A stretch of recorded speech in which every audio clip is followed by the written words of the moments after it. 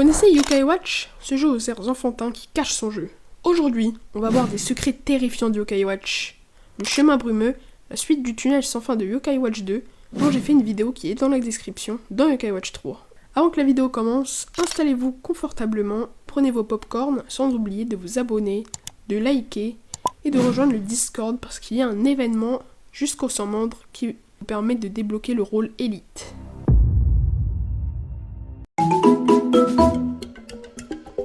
Le chemin brumeux est un chemin situé à Verte-Plaine. On peut y accéder via le train ou grâce à un télémire. Et quand on tente d'aller sur le chemin, Apano nous avertit. Attention, ce chemin sera de longueur différente à chaque entrée.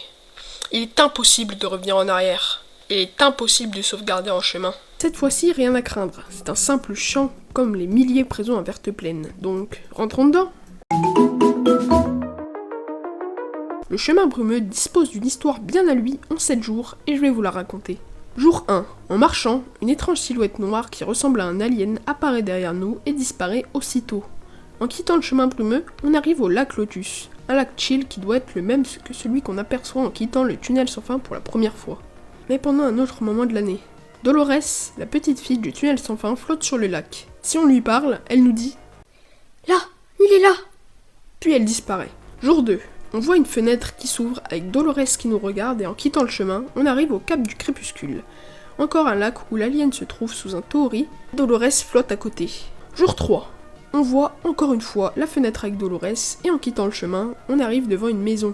Et en rentrant dedans, on voit plusieurs pièces dont une chambre où se trouve Dolores. Elle nous dit « J'attends ici depuis tout ce temps, à regarder les gens prendre le chemin.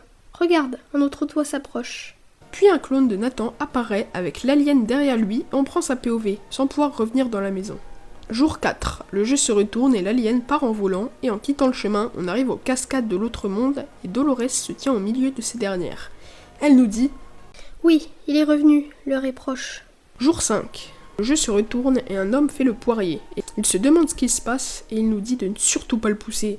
Si on ne le pousse pas, rien ne se passera, et si on le pousse, l'homme tombe littéralement dans l'espace. En quittant le chemin, on revient devant la même maison et on retourne dans la chambre avec Dolores qui nous dit « Ce gars me suit tout le temps, et là, un autre toit s'approche, on dirait que tu as attiré son attention. » Puis le monstre se transforme en une sorte d'araignée géante et on revient devant la maison fermée.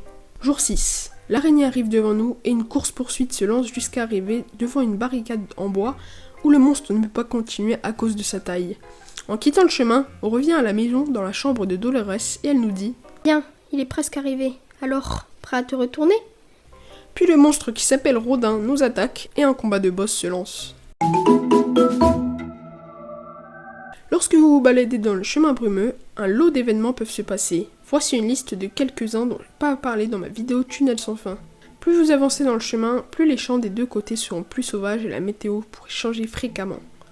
On peut trouver un héron qui nous donne des objets, mais ça peut être en fait un humannequin qui s'est métamorphosé en héron. Un clone de Nathan son visage qui était en fait Ovid. Votre classe qui vous encourage à la fin du chemin. Crochot et Carpitaine qui cherchent leur chemin. On peut se battre contre eux et devenir leur ami comme Maître Oden avec son stand qui nous demande si on veut de l'Oden ou si on veut l'attaquer. Des épouvantails montrent les sorties tout comme les portes dans le tunnel sans fin et les cabines téléphoniques se trouvent sur votre chemin. Et elles peuvent vous dire plein de choses, mais laissez-moi vous raconter un des événements. Le téléphone d'une cabine sonne, si vous répondez, on vous dit « Revenez immédiatement à l'écran d'accueil ou quelque chose de grave se passera ». Mais comme vous vous doutez sûrement, c'est un troll pour que les petits qui lisent le message quittent le jeu et ne puissent plus aller dans le chemin brumeux pendant une journée. Voilà, j'espère que la vidéo vous a plu, n'hésitez pas à commenter, je réponds à chaque commentaire. À samedi pour une prochaine vidéo. Et les cabines Il va encore me faire chier ce connard là. Casse-toi, je fais ma vidéo sur le tunnel sans fin. Ça doit être ça. Cabine télé. Mais putain, il fait du bruit parasite en fond.